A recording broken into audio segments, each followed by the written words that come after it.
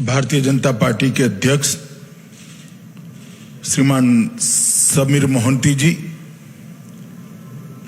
मंच पर उपस्थित केंद्र के पेट्रोलियम मंत्री और मेरे मित्र श्रीमान धर्मेंद्र प्रधान जी, भारतीय जनता पार्टी के राष्ट्रीय महासचिव और ओडिशा के प्रभारी श्री अरुण सिंह जी, भारत सरकार के मंत्रिपरिषद के सदस्य भाई प्रताप सारंगी जी, नेता प्रतिपक्ष ओडिशा विधानसभा श्री प्रदीप नायक जी, भुवनेश्वर की सांसद श्रीमती अपराजिता सारंगी जी, श्री विष्णु सेठी जी, ओडिशा के अलग अलग भागों से इस कार्यक्रम में उपस्थित हमारे आदिवासी नेता पूर्व केंद्रीय मंत्री जोएल भाई, राष्ट्रीय उपाध्यक्ष भारतीय जनता पार्टी के श्री विजयंत पांडा जी, हमारे पूर्व प्रदेश अध्यक्ष सांसद भाई वसंत पांडा जी, सुरेश पुजारी जी, केवी सिंह देव जी और इस वर्चुअल रैली के माध्यम से जुड़े हुए ओडिशा के लाखों लाखों कार्यकर्ता और ओडिया जनता को मैं प्रणाम करता हूं। सबसे पहले मेरी बात शुरू करने के पहले मैं महाप्रभु जगन्नाथ के चरणों में मन से उनको स्मरण कर कर प्रणाम करना चाहता हूं।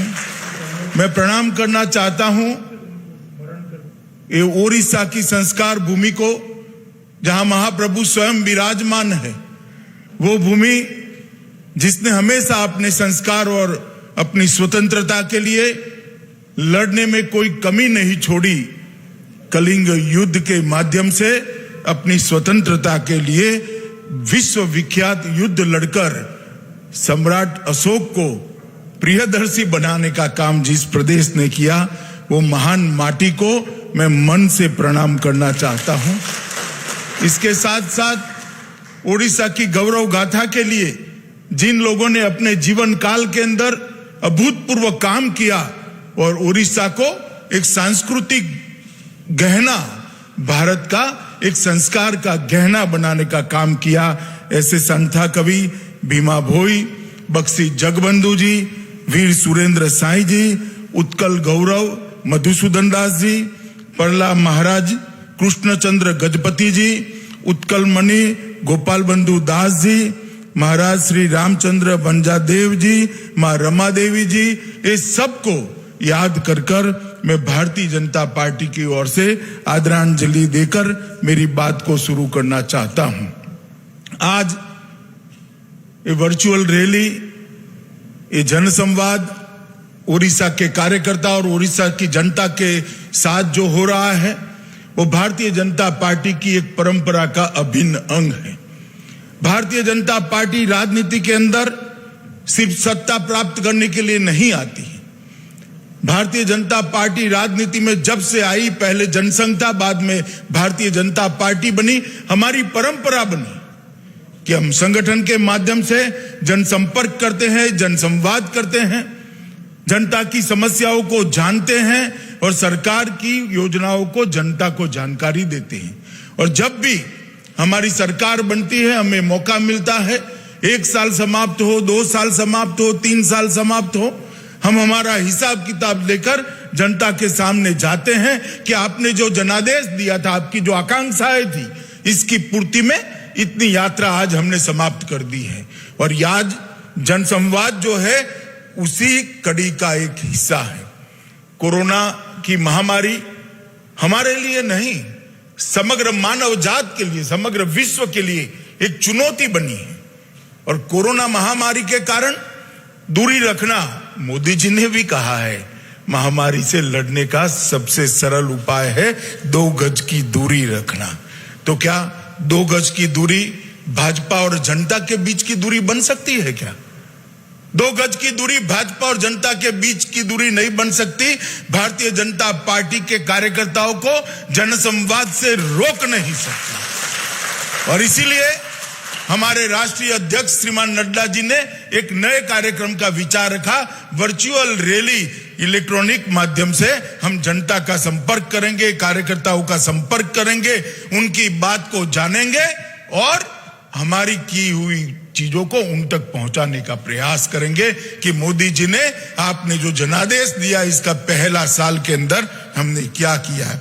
और मैं मानता हूं कि जो परंपरा नड्डा जी ने चालू रखी है ये महामारी के समय में ही भी, ये न केवल भारत के लोकतंत्र, दुनिया भर के लोकतंत्र को रास्ता दिखाने वाली परंपरा होने वाली है कि इतनी महामारी के समय में भी कोई पार्टी अपने देश के लोकतंत्र को मजबूत करने के लिए, लोकतंत्र की जड़ों को मजबूत करने के लिए किस प्रकार से जनसंपर्क और जनसंवाद कर सकती है। मैं नड्डा जी को और देश भर के करोड़ों कार्यकर्ताओं को एक दूसरे काम के लिए भी बधाई देना चाहता हूं कि जब ये कोरोना महामारी शुरू हुई, लाखों करोड़ों मजदूर, प्रवासी मजदूर अपने गांव पे जाने के लिए लालायित थे, उत्सुक थे, अपने परिवार के साथ रहना चाहते थे। उनको चिंता थी बूढ़े माँ बाप की, छोटे बच्चों की, गांव में जो उनकी पत्नी माँ बाप की सेवा कर रही है उसकी चिंता थी, वो मिलना चाहते थे, मगर उस वक्त हालात कुछ ठीक नहीं थे। मोदी जी ने अपील करी और देश भर में कैंप लगाए गए, चाहे इस पक्ष की सरकार हो, वो पक्ष की सरकार हो, भाजपा की हो, विपक्ष की हो, किसकी भी सरकार हो, सब सरकारों ने अच्छा काम किया, कैंप लगाए और उनको रहने के लिए व्यवस्था की। भारतीय जनता पार्टी के करोड़ों कार्यकर्ता ने 11 करोड़ से ज्यादा लोगों को भोजन कराकर एक उम्दा काम किया। 11 करोड़ टंक मतलब एक समय का भोजन। एक व्यक्ति को एक समय 2 भोजन देने पड़ते हैं। भारतीय जनता पार्टी के कार्यकर्ताओं ने एक कोरोना महामारी के खिलाफ लड़ने के लिए मोदी जी के ऐलान को उठाया, उनके आह्वान को उठाया और लोगों के बीच में जाकर ये करा। मैं पार्टी अध्यक्ष, उनकी टीम और समस्त करोड़ों कार्यकर्ताओं को हृदय से बधाई देना चाहता हूं। मेरा भी सीना गजगज फूल जाता है जब मुझे भी गौरव होता है जब किसी किशोर कार्यकर्ता को, एक बूढ़े मजदूर को खाना देते हुए देखता हूं और गले में एक फटका देखता हूं। मालूम पड़ता है कि मेरा भारतीय जनता पार्टी का कार्यकर्ता गरीब की भूख मिटाने के लिए आज रोड पर उतरा है, तो मुझे भी बहुत गौरव होता है। मित्रों, मैं उड़ीसा की जनता का भी बहुत बहुत हृदय से आभार मानना चाहता हूं, क्योंकि आज मोदी जी पूर्ण बहुमत के साथ 300 से ज्यादा सीटों के साथ जो देश को विश्व के अंदर सबसे ऊंचे स्थान की ओर ले जाने के लिए प्रयत्नशील है, आत्मनिर्भर भारत बनाने के रास्ते पर वो आगे बढ़ चुके हैं, उसमें उड़ीसा की जनता का आशीर्वाद न होता तो ये संभव ही नहीं होता। लोकसभा के चुनाव के अंदर उड़ीसा की जनता ने, महान उड़िया जनता ने 38.4% वोट और 8 सीटों पर विजय देकर मोदी जी के हाथ मजबूत करे। इसी का कारण है कि आज मोदी जी के साथ उड़ीसा की जनता का भी आशीर्वाद बना हुआ है। 20 साल तक मुख्य विपक्षी दल तक बैठी हुई कांग्रेस, सालों तक, दशकों तक शासन करने वाली कांग्रेस को पछाड़कर उड़ीसा भारतीय जनता पार्टी के कार्यकर्ताओं का पराक्रम और ओडिया जनता का आशीर्वाद आज भारतीय जनता पार्टी को वहां प्रमुख विपक्षी दल की मान्यता देकर 8 सांसदों को यहां भेजकर 2 हमारे ओडिया मंत्री जो यहां पर बैठे केंद्रीय मंत्री परिषद में, वो बताता है कि ओडिया जनता का आशीर्वाद हमारे साथ है। 91 लाख से ज्यादा ओडिया भाइयों बहनों माताओं ने नरेंद्र मोदी जी को, भारतीय जनता पार्टी को आशीर्वाद दिया है। मैं ये सबको आश्वस्त करना चाहता हूं कि आपने जो अपेक्षा मोदी जी पर रखी है, भारतीय जनता पार्टी की सरकार से रखी है, हम किंचित मात्र भी पीछे नहीं हटेंगे। उड़ीसा को विकसित राज्य बनाना हमारा कमिटमेंट है, हमारा वादा है और वो वादों की पूर्ति की ओर मोदी जी आगे बढ़ रहे हैं। मित्रों, आज जनसंवाद आपके सामने हो रहा है। ऐसी 75 वर्चुअल रैली के माध्यम से भारतीय जनता पार्टी के सभी नेता श्री राजनाथ सिंह जी हो, श्री नितिन गडकरी जी हो, राष्ट्रीय अध्यक्ष जी स्वयं हो, अनेक नेता देश की जनता के साथ जनसंवाद करने वाले हैं। मित्रों, मैं मोदी जी की सरकार के 1 साल समाप्त होने के समय आपके सामने उपस्थित हूं, मगर मोदी जी की सरकार के 1 साल को आप आइसोलेशन में अलग से देख नहीं सकते। मोदी जी 6 साल पहले देश के प्रधानमंत्री बने। देश की जनता के आशीर्वाद से 2014 के अंदर एक पूर्ण बहुमत की भारतीय जनता पार्टी की सरकार पहली बार बनी। 30 साल के बाद किसी एक दल को पूर्ण बहुमत देश की जनता ने दिया और नरेंद्र मोदी जी वो सरकार के प्रधानमंत्री बने। तब से शुरू हुई है भारत गौरव की ये गाथा और मोदी जी ने भारत के गौरव को बढ़ाने का काम किया। मोदी जी ने भारत को विश्व के अंदर एक अतुलनीय, एक अप्रतिम स्थान देने का काम किया और आज पूरा दुनिया भारत को गौरव की दृष्टि से देख रही है। इसकी शुरुआत जब हुई, मोदी जी जब नेता चुने गए, उन्होंने कहा था कि मेरी सरकार गरीबों की सरकार होगी, मेरी सरकार आदिवासियों की सरकार होगी, मेरी सरकार दलितों की सरकार होगी। और ये भारतीय जनता पार्टी के नेता है, ये नरेंद्र मोदी जी है, जो बोलते हैं वो करते हैं। मोदी जी ने कहा था कि मेरी सरकार गरीबों की सरकार होगी और देश के 60 करोड़ से ज्यादा गरीब जिनको 2 समय खाना भी नहीं मिलता है, उनको जीवन स्तर को ऊपर लाने के लिए मोदी जी ने ढेर सारे काम करे। सबसे पहला काम मैं गिनाना चाहता हूं, 50 करोड़ लोगों के लिए मोदी जी ने आयुष्मान भारत योजना लाई। 50 करोड़ ऐसे लोग जिनके घर में बीमारी आती थी तो कभी वो सोच नहीं सकते थे कि मेरे पिताजी का कभी ऑपरेशन हो सकता है क्या, मेरे बच्चे का कभी ऑपरेशन हो सकता है क्या। वो ईश्वर को प्रार्थना करते थे, इधर उधर की दवाइयां करते थे और मन मसोकर बैठ जाते थे। मोदी जी ने वो 50 करोड़ लोगों के जीवन में एक नया उजियारा लाया। उनको स्वास्थ्य का अधिकार दिया कि जितना अधिकार कोई अरबोपति को है अपने बूढ़े बाप की सेवा करने का, उतना ही अधिकार गांव के दलित और आदिवासी और गरीब को है अपने पिता का और अपने बच्चे का अधिकार करने का। और 5 लाख तक का पूरा खर्चा आज 50 करोड़ लोगों का मोदी सरकार उठा रही है, भाजपा सरकार उठा रही है। और परिणाम यह है कि 3 साल के अंदर देश के लगभग 1 करोड़ गरीबों ने अपने परिवारजनों का ऑपरेशन आराम से एक अच्छे अस्पताल के अंदर कराया है और उनके आयुष्य को अच्छे तरीके से अपने ईश्वर ने जो तय किया है उतना आयुष्य उनका आज हो रहा है। उनको घर तक पहुंचने का सारा खर्चा भारतीय जनता पार्टी की मोदी सरकार दे रही है। गरीबी हटाओ का नारा देने वाली कांग्रेस पार्टी सिर्फ नारा के आधार पर जीती थी। परंपरागत वंशवाद की राजनीति करना, भ्रष्टाचार की राजनीति करना, जातिवाद की राजनीति करना, ये कांग्रेस पार्टी की खासियत रही। तुष्टीकरण की राजनीति करना गरीबों के सामने कांग्रेस पार्टी ने कभी देखा नहीं। जब मोदी जी प्रधानमंत्री बने, देश में 60 करोड़ लोग ऐसे थे जिनके पास परिवार में एक भी व्यक्ति के पास बैंक अकाउंट नहीं था। मोदी जी जन धन योजना लेकर आए, 31 करोड़ लोगों को बैंक अकाउंट खोलने का सौभाग्य प्राप्त हुआ।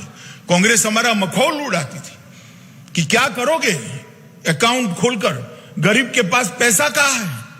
मैं आज उनको कहना चाहता हूं कि मोदी जी ने 51 करोड़ लोगों के बैंक अकाउंट के अंदर 53 करोड़ से ज्यादा पैसा डायरेक्ट डीबीटी से पहुंचा है, बिचौलियों के बगैर पहुंचा है।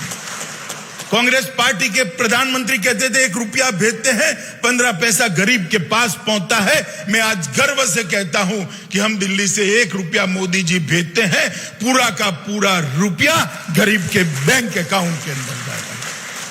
31 करोड़ लोगों के घर में बैंक अकाउंट पहुंचाने का काम किया। 8 करोड़ माताएं, धर्मेंद्र प्रधान यहां बैठे हैं, वही पेट्रोलियम मंत्री थे, अभी भी वही पेट्रोलियम मंत्री है। 8 करोड़ गरीब माताओं के जीवन से मोदी जी ने धुएं को गायब करने का काम किया।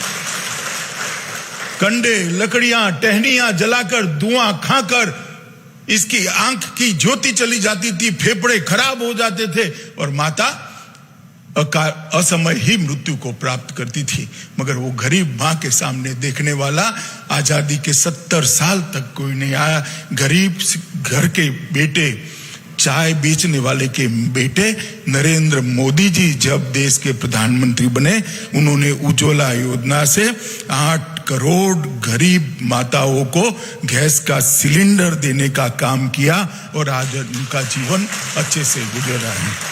2.5 करोड़ से ज्यादा लोग ऐसे थे जिन्होंने 70 साल की आजादी के बाद कभी बिजली नहीं देखी थी, घर में बिजली नहीं थी, लालटेन जला करती थी, दिए जला करते थे और कभी इसमें डालने के लिए तेल भी नहीं होता था, तो अंधेरे के अंदर जीवन व्यतीत करते थे। वो बच्चे परीक्षा के अंदर हिस्सा भी नहीं ले सकते।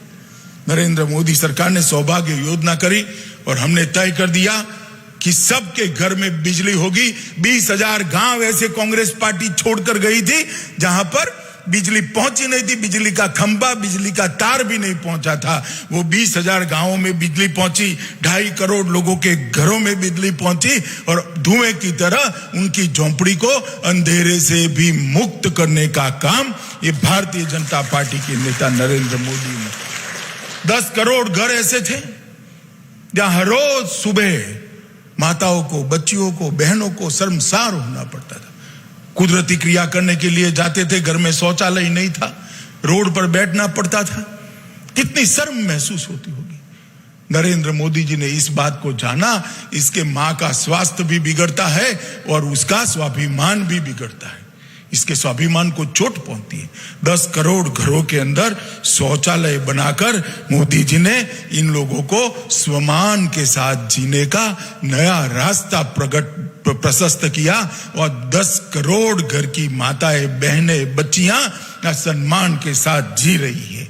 2.5 करोड़ लोगों को घर देने का काम किया, जिनके पास घर नहीं था उनको घर दिया और नरेंद्र मोदी सरकार ने 60 करोड़ गरीबों को बैंक अकाउंट दिया, स्वास्थ्य दिया, गैस दिया, बिजली दी, शौचालय दिया, घर भी दे दिया। 60 करोड़ लोगों के जीवन के अंदर उनके जीवन स्तर को उठाने का काम किया। पहले योजनाएं बनती थी तो कई प्रधानमंत्री आए, कई चले गए, दिल्ली के दरबार में अनेक बड़े बड़े लोग बैठे, मगर गरीब के घर से आया हुआ व्यक्ति, उसने सोचने का स्केल बदल दिया। पहले कहते थे 50,000 लोगों को गैस देंगे, 500 गांवों में बिजली पहुंचाएंगे, 10,000 लोगों के घरों में बिजली पहुंचाएंगे। मोदी जी ने रास्ता बदल दिया, हर व्यक्ति को स्वास्थ्य देंगे, हर घर में बिजली पहुंचाएंगे, हर घर में गैस देंगे, हर गांव को हम बिजली से युक्त करेंगे। और इसके साथ साथ मोदी जी ने भारत के गौरव को भी पहले ही टर्म के अंदर आसमान को छूने का काम किया। पहले देश की सीमाओं पर हमले होते थे, लोग आते थे, जवानों का सर काट कर ले जाते थे और दिल्ली का दरबार चुप रह जाता था, उफ नहीं करता था, इनके माथे पर जू नहीं रेंगती थी। हमारे समय में भी हमले हुए, उरी पर हुआ, पुलवामा में हुआ। जैसे ही उरी और पुलवामा में हमला हुआ, मोदी जी ने तनिक मात्र भी देर नहीं की, एयर स्ट्राइक और सर्जिकल स्ट्राइक कर पाकिस्तान के घर में घुसकर दंडित करने का काम किया। और विश्व भर के अंदर एक बात का एहसास करा दिया कि भारत की सीमाओं का अतिक्रमण बच्चों का खेल नहीं है, यहां पर दंड दिया जाता है। पहले कहा जाता था कि अमेरिका और इजराइल 2 ही देश अपने जवानों के खून का बदला लेते थे। वो 2 देशों की सूची में मोदी जी ने मेरे और आपके देश महान भारत का नाम जोड़ने का काम कर दिया और भारत के गौरव को ऊंचा उठाने का काम, ढेर सारे काम किए। जीएसटी लाए, आर्थिक सुधार किए, अर्थतंत्र को पटरी पर चढ़ाने का काम किया, $3 ट्रिलियन की इकोनॉमी बनाया, ढेर सारे काम पहले ही 5 साल के अंदर किए। और इसके परिणाम स्वरूप देश की जनता ने मोदी जी को फिर से एक बार आशीर्वाद दिया और 2019 में पहले से भी ज्यादा बहुमत के साथ नरेंद्र मोदी जी सरकार में आए। और सरकार में आने के बाद गरीब उत्थान के लिए एक ही काम छूट गया था, कई गरीबों के घर में शुद्ध पीने का पानी नहीं है। आज भी उड़ीसा जैसे राज्य में 42% से ज्यादा लोगों के पास घर में पाइपलाइन से पानी नहीं आता है। नरेंद्र मोदी जी ने जल शक्ति मंत्रालय बनाया, जल जीवन मिशन बनाया और संकल्प किया कि 2022 के पहले ये 25 करोड़ घरों के अंदर 25 करोड़ लोगों को शुद्ध पीने का पानी पाइपलाइन के माध्यम से पहुंचाएंगे और इनकी सब कमी हम। कितना बड़ा फैसला है मित्र।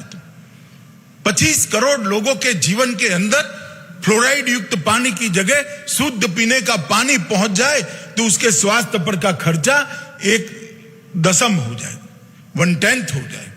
मैं मानता हूं मित्रों, ये विजन, ये साहस और गरीबों प्रति की संवेदना, ये तीनों जब एक व्यक्ति के अंदर होती है तभी जाकर ऐसे फैसले होते थे। जो श्रृंखला उन्होंने बनाई थी देश की एकता और अखंडता को मजबूत करने की, भारत को एक करने की, सर्जिकल स्ट्राइक और एयर स्ट्राइक के माध्यम से 70 साल से देश की जनता राह देखती थी कि धारा 370 और 35 से कब चले जाए, कब हमारा कश्मीर साच अर्थ में हमारा हो जाए।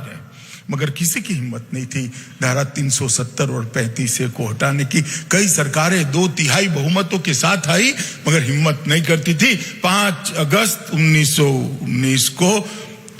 2019 को नरेंद्र मोदी जी ने संसद में विधेयक लाकर धारा 370 और 35 को उखाड़ कर फेंक,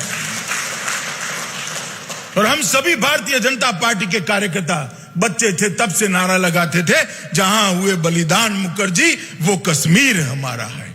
मगर हम कश्मीर को हमारा नहीं देख पाते थे।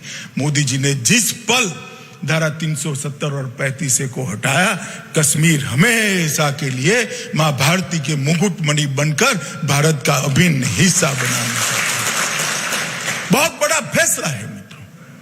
और मुझे मालूम है, मेरे विभाग का बिल था, कितना साहस चाहिए इस फैसले पर निर्णय करने का, और वो साहस हमारे नेता और देश के प्रधानमंत्री नरेंद्र मोदी जी में है। मित्रों, श्री राम जन्मभूमि का विवाद 150 साल से केस चला। करोड़ों लोग न केवल भारत में, दुनिया भर में राह देखते थे कब जहां श्री राम का जन्म हुआ था वहीं उनके सम्मान के अनुरूप एक भव्य मंदिर का निर्माण हो।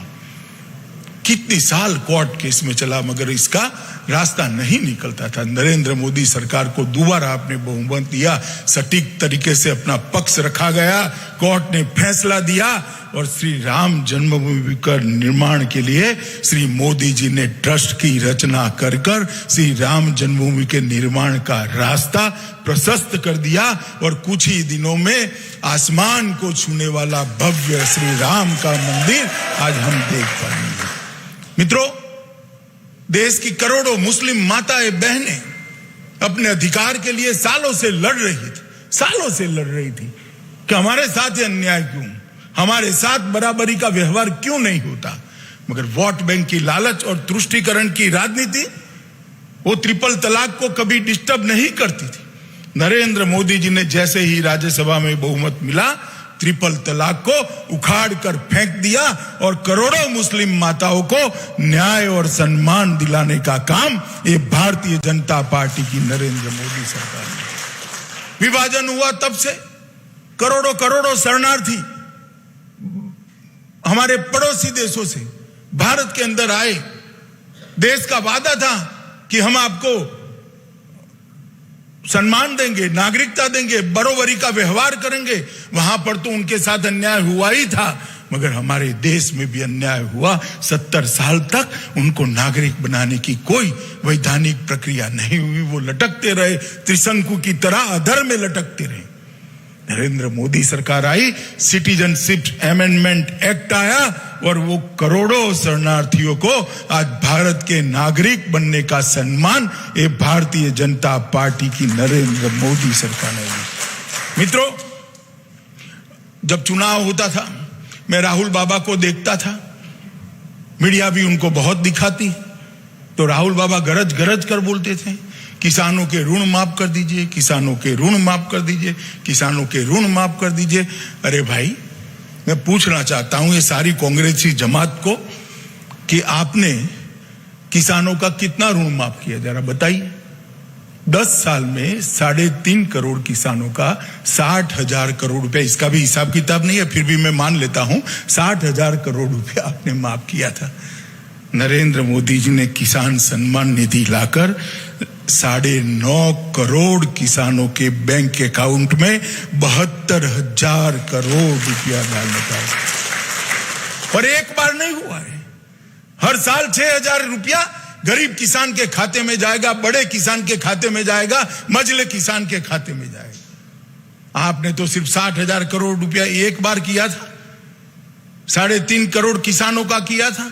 हम 9.5 करोड़ किसानों को हर साल 6,000 रुपया देंगे, और ये किसानों को नरेंद्र मोदी जी ने दी हुई बहुत बड़ी सौगात है।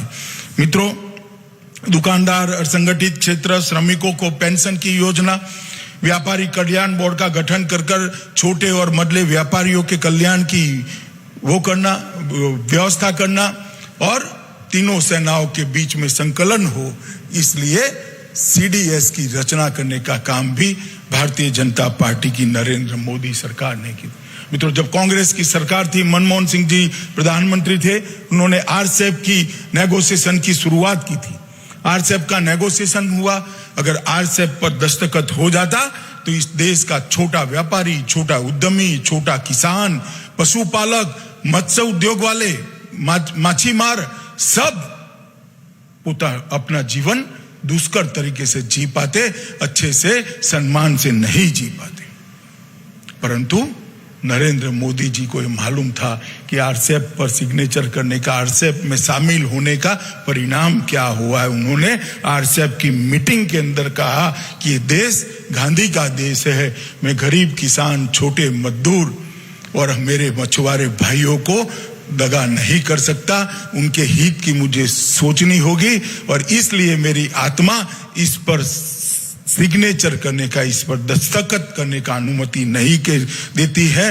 और हम RCEP से बाहर हुए, और आज हर छोटा व्यापारी, छोटा MSME का उद्यमी आज अपने आप को बचा हुआ महसूस कर रहा है। ऐसे बड़े बड़े फैसले मोदी जी ने 5 साल के अंदर लिए। आदिवासी भाइयों को मुख्य धारा में लाने के लिए लगभग 400 नए एकलव्य रेसिडेंशियल स्कूल बनाने की शुरुआत की, और आदिवासियों के लिए भी ढेर सारे काम किए, दलितों के लिए भी ढेर सारे काम किए, जो मछुआरे हैं इनके लिए अलग डिपार्टमेंट की रचना करने का काम किया, और ढेर सारी सुविधाएं उनके लिए भी करी। ये सरकार 5 साल और 1 साल 6 साल के संपुट के अंदर गरीब, किसान, आदिवासी, दलित, छोटा व्यापारी, मझला उद्योगपति, छोटा उद्यमी, इस सब के लिए अनेक नए रास्ते खोले हैं, और एक कठिन काल के अंदर नरेंद्र मोदी सरकार इनके बड़े भाई की भूमिका निभाते हुए आगे बढ़ रही है। मित्रों, मैं कोरोना की भी बात जरूर करना चाहूंगा। कोरोना एक वैश्विक महामारी है, पूरी दुनिया के बड़े बड़े देश इसके सामने ध्वस्त होकर पड़े हैं। जब हमारे यहाँ कोरोना पहुंचा, तब मोदी जी ने कोरोना के खिलाफ अजीब प्रकार की लड़ाई लड़ी। आजादी के बाद कई महामारियां आई, कई कुदरती आपदाएं आई। आमतौर पर देखा गया कि कुदरती आपदाओं और महामारी के खिलाफ सरकारें लड़ा करती थी। नरेंद्र मोदी सरकार ने इस प्रकार से देश की जनता को साथ में लिया कि सरकार तो लड़ी ही लड़ी, इसके साथ 130 करोड़ की जनता भी मोदी जी के आह्वान पर कोरोना के खिलाफ लड़ने के लिए आज सजग होकर खड़ी हो गई। इसी का परिणाम है कि आज हम दुनिया में बहुत अच्छी तरीके से ये लड़ाई को लड़ रहे हैं। सबसे पहले मोदी जी ने जनता कर्फ्यू का ऐलान किया। मैंने मेरे जीवन में पहली बार देखा कि किसी एक नेता के आह्वान पर, एक प्रधानमंत्री के आह्वान पर कोई भी पुलिस को कुछ नहीं करना पड़ा। देश के 130 करोड़ लोग अपने घर के अंदर बंद रहे और देश के अंदर जनता कर्फ्यू हो गया। जब भी महामारी के खिलाफ लड़ने के तरीकों का इतिहास लिखा जाएगा, ये जनता कर्फ्यू को सुवर्ण अक्षर से, स्वर्णिम अक्षर से लिखना पड़ेगा, चाहे लिखने कोई भी बैठे। इसके बाद दिया जलाना, इसके बाद घंटी बजाना, थाली बजाना, कोरोना के योद्धाओं का सम्मान करना। और मित्रों, जब तीनों सेना के जवान कोरोना के वॉरियर्स को पुष्प वर्षा कर सम्मान कर रहे थे, जो नर्स बहन है, जो डॉक्टर है, जो पैरा मेडिकल स्टाफ है, जो पुलिस के जवान है, सबकी आंखों में आंसू मैंने देखे हैं कि देश की तीनों सेना आज हमारे समर्पण भाव का, हमारे सेवा भाव का सम्मान कर रही है। और मित्रों, मैं मानता हूं कि किसी संवेदनशील हृदय से ही इस प्रकार के काम, इस प्रकार से कार्यक्रम निकल सकते हैं। और इसी ने 130 करोड़ लोगों को इकट्ठा किया और एक राष्ट्र, एक जन, एक मन के मंत्र को साकार करते हुए हम कोरोना के खिलाफ लड़े। और आज विश्व की तुलना में हम बहुत अच्छी स्थिति में। प्रवासी मजदूरों का जरूर जिक्र करूंगा मैं कि उड़ीसा से साथ में बात कर रहा हूं।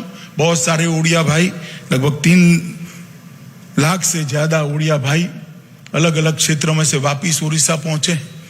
उनको तकलीफ जरूर पहुंची, मैंने भी देखा है दृश्य। इसका दुख भी है, हम सबको भी, हमारे प्रधानमंत्री जी को भी है, मगर उनकी तकलीफ से ज्यादा उनकी सुरक्षा थी। मोदी जी ने 1 मई को श्रमिक ट्रेन चालू किया। सारे कैंपों से राज्य सरकार की एसटी बसें, सिटी बसें उनको रेलवे स्टेशन पर पहुंचाई। राज्य सरकारों ने इसके रेलवे के भाड़े का खर्चा उठाया। रेलवे ने उनको भोजन और पानी दिया। रेलवे स्टेशन पर जैसे ही उतरे, राज्य सरकार की बसों उनको क्वारंटाइन सेंटर के अंदर ले गई, अपने गांव में ले गई, जिलों में ले गई, उनको वहां खाने पीने की व्यवस्थाएं करी। और वो व्यवस्था के साथ साथ सबने उनको 1-1 हजार रुपया, 2-2 हजार रुपया, उड़ीसा सरकार ने शायद 2 हजार रुपया जो निकले वो सभी को दिया है। इसकी चिंता केंद्र और राज्य दोनों ने मिलकर बहुत अच्छे तरीके से की है। और इसी का परिणाम है कि 1.25 करोड़ लोग अपने घर के अंदर अपने बीवी, बच्चे और बूढ़े माँ बाप के साथ सलामत तरीके से पहुंचे हैं। और आज कुछ वक्रदृष्टा लोग हैं, जो विपक्ष के लोग हैं, वो जब सवाल उठाते हैं, मैं उनको पूछना चाहता हूं, भैया हमारी तो कहीं चूक भी हुई होगी, मगर निष्ठा हमारी बरोबर थी। हमारी गलती हो ही होगी, हम कहीं कम पड़ गए होंगे, कुछ नहीं कर पाए होंगे, मगर आपने क्या किया? कोई स्वीडन में बात करता है अंग्रेजी में देश के कोरोना से लड़ाई लड़ने के लिए, कोई अमेरिका में बात करता है। आपने क्या किया? इसका हिसाब तो देश की जनता को दो जरा। मैं हिसाब देने आया हूं। नरेंद्र मोदी सरकार ने जैसे ही कोरोना की आफत आई, देश के 60 करोड़ लोगों के लिए 1,70,000 करोड़ रुपए का पैकेज देश की जनता के लिए पहुंचा। आप हमें सवाल पूछते हैं, आप हमें सवाल पूछते हैं कितनी आपत्ति आई? इंटरव्यू के अलावे कांग्रेस पार्टी ने कुछ नहीं किया था। ये भारतीय जनता पार्टी की नरेंद्र मोदी सरकार है जिसने 1,70,00,000 रुपया लोगों को पहुंचाने का काम किया है। और मैं बताना चाहता हूं ओडिया वासियों, मैं बताना चाहता हूं ओडिशा के कार्यकर्ताओं को, घर घर जाकर ये बात पहुंचाइए। किसान सम्मान निधि 36.5 लाख ओडिशा के किसानों को 725 करोड़ रुपया भारतीय जनता पार्टी की सरकार ने सीधा इनके बैंक अकाउंट के अंदर आज तक पहुंचाया है। महिला जनधन खाते लगभग 40 लाख गरीब महिलाओं को 593 करोड़ रुपया पहुंचाने का काम भारतीय जनता पार्टी की सरकार ने किया है। सामाजिक सुरक्षा पेंशन, दिव्यांगजन, बूढ़े, इस सबको, और विधवा त्यक्ता बहने, इस सबको 3 करोड़ लोगों को 20 लाख अकाउंट में, मैं सिर्फ ओडिशा का आंकड़ा बताता हूं, 20 लाख लोगों को 206 करोड़ रुपया पहुंचाने का काम किया है। कंस्ट्रक्शन वर्कर को 418 करोड़ रुपया, 18 करोड़ रुपया पहुंचाया। 28 लाख लोगों को उज्ज्वला योजना के 3 गैस के सिलेंडर फ्री देने का काम किया, 2 दिए जा चुके हैं। 47 लाख उड़ीसा की महिलाओं को 1100 करोड़ रुपए के गैस के सिलेंडर हमने फ्री ऑफ कॉस्ट देने का काम किया। कुल 1.71 लाभार्थियों को 3,000 करोड़ रुपया भारतीय जनता पार्टी की सरकार ने सिर्फ ओडिशा के गरीबों को पहुंचाया है। और देश भर में 51 करोड़ लोगों को 53,000 करोड़ रुपया पहुंचाने का काम ये भारतीय जनता पार्टी ने किया है। मित्रों, पीडीएस के माध्यम से लगभग 1461 करोड़ रुपए का अनाज गरीब लोगों को पहुंचाया है। और पहला उड़ीसा जैसे राज्यों में एक बहुत बड़ी दिक्कत थी, माँ बाप घर में थे, पत्नी घर थी, बच्चे घर थे और पति कहीं सूरत, कहीं मुंबई, कहीं बेंगलुरु काम करता था। उसको महंगे भाव से, महंगे दाम का अनाज लेना पड़ता था। हमने एक व्यक्ति एक रेशन कार्ड, एक देश एक रेशन कार्ड, ये योजना लाकर आज वो अपने हिस्से का अनाज सूरत से उठाएगा, अपने हिस्से का गेहूं, चावल, दलहन सूरत से उठाएगा और परिवार को भी अपने हिस्से का उड़ीसा में मिल पाएगा। इस प्रकार की व्यवस्था ये भारतीय जनता पार्टी की, नरेंद्र मोदी सरकार की। डीएमएफ से उड़ीसा के लिए लगभग 2012 करोड़ रुपया हमने मंजूर किया, जो बुनियादी सुविधाएं बनाने के लिए है। जिले की अस्पतालों के अंदर ऑक्सीजन सिलेंडर, वेंटिलेटर, उनकी दवाइयां ये लाने के लिए खर्च हुआ। एनडीआरएफ से 118 करोड़ रुपया गया। और अभी धर्मेंद्र भाई ने बताया, जब साइक्लोन आया, अम्फान आया, अपनी जान को जोखिम में डालकर नरेंद्र मोदी जी ओडिया वासियों के साथ चट्टान की तरह खड़े दिखे, चट्टान की। और 500 करोड़ रुपया प्राथमिक रूप से, अभी तो एक टीम गई है, उसकी रिपोर्ट आने के बाद देखेंगे क्या आता है, परंतु 500 करोड़ रुपया मोदी जी ने उड़ीसा को पहुंचाने का काम किया। मित्रों, उड़ीसा के अंदर लगभग 210 ट्रेनों से 3 लाख लोगों को पहुंचाने का काम करा।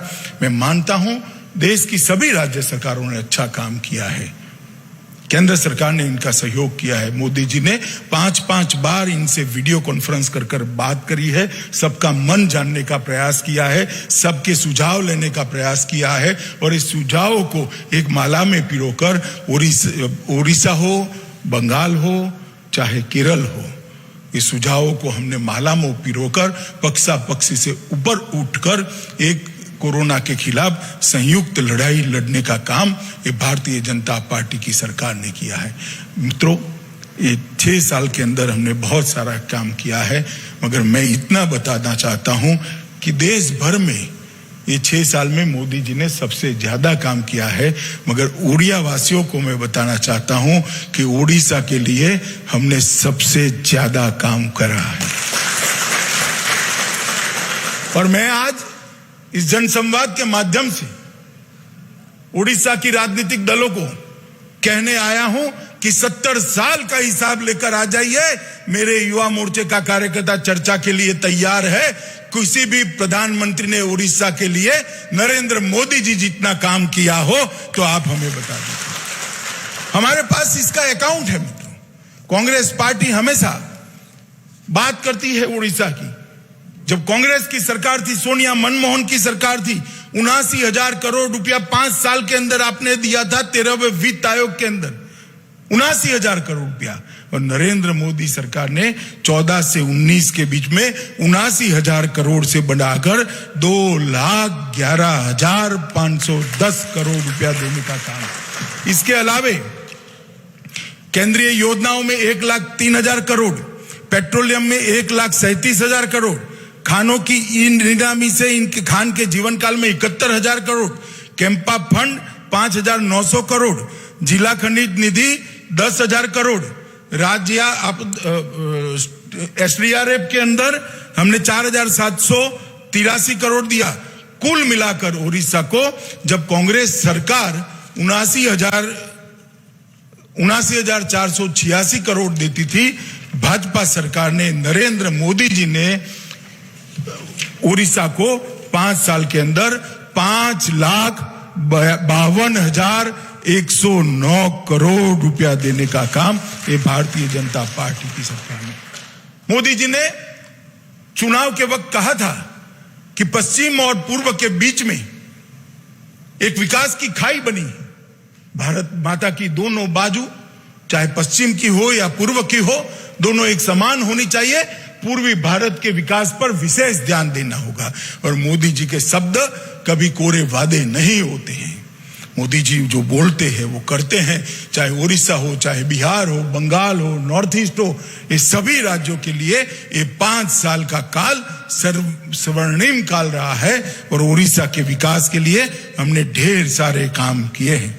मित्रों, अभी जो 20 लाख करोड़ का पैकेज लेकर मोदी जी आए, इसमें भी उड़ीसा को ढेर सारा फायदा होने वाला है। माइक्रो फूड एंटरप्राइज के लिए 10,000 करोड़ की योजना है। इसमें गंजाम से केवड़ा, कोरापुट से अदरक और कंडमाल की हल्दी, ये तीनों शामिल किए गए हैं। 15 लाख से ज्यादा समुद्री और अंतर्देशीय मछुआरे हैं। पीएम मत्स्य संपदा योजना जो 20,000 करोड़ की है, इसका सबसे बड़ा फायदा उड़ीसा को होने वाला है। 3.91 लाख एमएसएमई है, 3,91,000 एमएसएमई के लिए लगभग 3 लाख करोड़ की लोन का गारंटी भारत सरकार ने लिया है और इसका फायदा भी उड़ीसा को बहुत बड़ा होने वाला है। नाबार्ड के माध्यम से जो आपातकालीन कार्यशील पूंजी दी है, इसका भी फायदा उड़ीसा को बहुत होने वाला है। और मैं आपको बताना चाहता हूं कि 14 से लेकर 20 तक नरेंद्र मोदी सरकार ने उड़ीसा के विकास के लिए हमने ढेर सारे काम किए हैं। 451 किलोमीटर लंबा दीघा गोपालपुर तटीय राजमार्ग लगभग 9,000 करोड़ की लागत से, 289 किलोमीटर लंबा Khordha road Bolangir rail line 3,791 crore के खर्च से, NH 55 के 60 किलोमीटर कटक अंगूर संबलपुर खंड का निर्माण 4500 करोड़ से, भारतमाला परियोजना 68 किलोमीटर लंबा रिंग रोड, 82 किलोमीटर लंबी परादीप हरिदासपुर रेल लाइन 2,000 करोड़ के खर्चे से, ISPRL चंदीखोल में 4 MTM रणनीतिक पेट्रोलियम भंडार, प्लास्टिक पार्क परादीप के अंदर भारत के कोयला क्षेत्र के उदारीकरण जो अभी किया है, इसका सबसे बड़ा फायदा अगर किसी को होने वाला है तो उड़ीसा को होने वाला है। राष्ट्रीय इस्पात नीति के तहत पूर्वोदय मिशन में उड़ीसा को बहुत बड़ा फायदा होने वाला है। खोर्धा में पाइका स्मारक जो उड़िया वासियों की स्वतंत्रता का ललक का निशानी है, उड़ीसा संस्कृति का बक्सी जगबंधु जी के साथ जुड़ा हुआ एक गौरव है। 100 करोड़ रुपया धर्मेंद्र जी के डिपार्टमेंट ने पाइका स्मारक के लिए दिया। मित्रों, ये बताता है कि उड़ीसा के गौरव, उड़ीसा की संस्कृति के साथ मोदी जी कितने घुल मिल गए हैं, कितनी समझ है। क्योंकि पाइका स्मारक का सम्मान ये सिर्फ एक स्मारक नहीं है, पाइका के स्वतंत्र संग्राम में जिन्होंने अपने जान की आहुति दी वो सभी का सम्मान है और बक्सी जगबंधु का सम्मान है। मैं मानता हूं मित्रों, ये समझ शायद इतने साल से कोई प्रधानमंत्री ने समझ के साथ उड़ीसा को देखा तो मोदी सरकार ने देखा है। मित्रों, अभी अभी हमने SDRF के तहत 2193 करोड़ रुपया दिया, चक्रवात फानी के लिए 4,687 करोड़ रुपया लिया, बुलबुल के लिए 500 करोड़ रुपया दिया, अम्फान के लिए 500 करोड़ रुपया दिया और मनरेगा कार्यक्रम के तहत 2014 से 19 के बीच में 7,762 करोड़ दिया, जो कांग्रेस ने 2006 से 14 के बीच में इतना भी नहीं दिया था। मैं इसलिए बताना चाहता हूं कि हमने उड़ीसा के लिए काफी कुछ किया है। मित्रों, अभी अभी किसानों के लिए MSP को बढ़ाया गया। आज एक भी किसान की फसल का MSP इसकी लागत से 50-1.5 गुने से ज्यादा कम नहीं है और ये काम नरेंद्र मोदी सरकार ने किया है। धान का भी पैसा बढ़ाया गया और उड़ीसा में मैं बताना चाहता हूं कि कुल उत्पाद के 77% धान होता है। इसका सबसे बड़ा फायदा अगर किसी एक राज्य को हुआ है तो उड़ीसा को हुआ है। मूंग की फसलों में 146 रुपया क्विंटल, उड़द में 300 रुपया क्विंटल और तूर की दाल में 200 रुपया क्विंटल बढ़ाया है। तूर भी दलहन भी लगभग उड़ीसा के अंदर 11% होती है। मित्रों, 812 करोड़ रुपया जल जीवन मिशन के तहत करा और ढेर सारे अंगुल में एल्यूमिनियम पार्क में बुनियादी ढांचे के उन्नयन के लिए 100 करोड़ रुपया दिया और CPSE द्वारा पिछले 6 वर्षों में मैंने आगे भी बताया 2,12,000 करोड़ रुपए का निवेश किया गया। मित्रों, यही बताता है कि मोदी जी उड़ीसा के विकास के लिए कटिबद्ध हैं। मगर मैं भारतीय जनता पार्टी के सभी कार्यकर्ताओं को अपील करने आया हूं। मेरी आपसे अपेक्षा है, मैं जब पार्टी का अध्यक्ष था तब भी उड़ीसा के हर जिले में जाने का मुझे गौरव प्राप्त हुआ है। हर जिले में मैं गया हूं। उड़ीसा के कार्यकर्ताओं ने परिश्रम की पराकाष्ठा की है। आज आपको जो वोट मिले हैं वो आपके परिश्रम का ही कारण है कि मोदी जी के जादू को अपने मतों के अंदर परिवर्तित कर भारतीय जनता पार्टी को 8 सीटें लोकसभा के अंदर दिलाई है। मगर हमारा काम पूरा नहीं हुआ है। मेरे समय में काम अधूरा हुआ है। नड्डा जी के समय में ये काम पूरा करना है। उड़ीसा को भारतीय जनता पार्टी का अभेद गढ़ बनाने का काम भारतीय जनता पार्टी के कार्यकर्ता। ये पूर्वी राज्य, संस्कार केंद्र भारत का विकसित राज्य होना चाहिए। उड़ीसा का व्यक्ति मजदूरी करने के लिए कहीं और जाए, ऐसी स्थिति न आनी पड़े। भविष्य में कोई प्रधानमंत्री ने श्रमिक ट्रेनें न चलानी पड़े। इस प्रकार के उड़ीसा की रचना केवल और केवल भारतीय जनता पार्टी ही कर सकती है। इसलिए मैं आप सबको अनुरोध करना चाहता हूं कि उड़ीसा को संगठन को मजबूत करिए, पार्टी के विस्तार को आगे ले जाइए और पार्टी के विस्तार के माध्यम से उड़ीसा को भारतीय जनता पार्टी का एक गढ़ बनाना चाहिए। मित्रों, नरेंद्र मोदी जी ने आत्मनिर्भर भारत का एक आह्वान किया है। ऐसा भारत कि जिसके 130 करोड़ लोग भारतीय चीजों का ही उपयोग करें। मैं भारतीय जनता पार्टी के करोड़ों कार्यकर्ता और देश की जनता को, उड़ीसा की जनता को अपील करने आया हूं कि आज हम संकल्प कर जाए, जहां तक हो हम भारत में बनी हुई चीजों का ही उपयोग करेंगे। विदेशी चीजों का हम बहिष्कार कर भारत के अर्थतंत्र को आत्मनिर्भर बनाएंगे। मोदी जी की कल्पना है आत्मविश्वास से जगमगता आत्मनिर्भर भारत बनाने की, और वो कल्पना को हम सब साकार करने के लिए अपना पूरा समय लगा दे। स्वदेशी उत्पादों का ही उपयोग करने का हम सब ने आग्रह करना चाहिए। मित्रों, अभी कोरोना का संकट काल है। सब जगह देश में महामारी का प्रकोप है। मैं देश भर के कार्यकर्ताओं को कहना चाहता हूं, संगठन भारतीय जनता पार्टी का प्राण है। संगठन के बगैर भारतीय जनता पार्टी की कल्पना ही नहीं हो सकती। मगर आज भाजपा के हर कार्यकर्ता के लिए सेवा ही संगठन होना चाहिए। देश भर के सभी कोरोना से ग्रसित लोगों को बचाने के लिए भारतीय जनता पार्टी के हर कार्यकर्ता ने सेवा करने के लिए आगे आना चाहिए। यही मेरा आप सबको अनुरोध है। आइए एक साथ मिले, उड़ीसा को भारतीय जनता पार्टी का गढ़ बनाए और मोदी जी की कल्पना का आत्मविश्वास से जगमग आत्मनिर्भर भारत के निर्माण की दिशा में आगे बढ़े। यही आप सबको मेरी शुभकामनाएं भी है और यही आप सबसे मेरी अपेक्षाएं भी है। धन्यवाद। मेरे साथ बोलिए, जय जगन्नाथ। भारत माता की जय जगन्नाथ।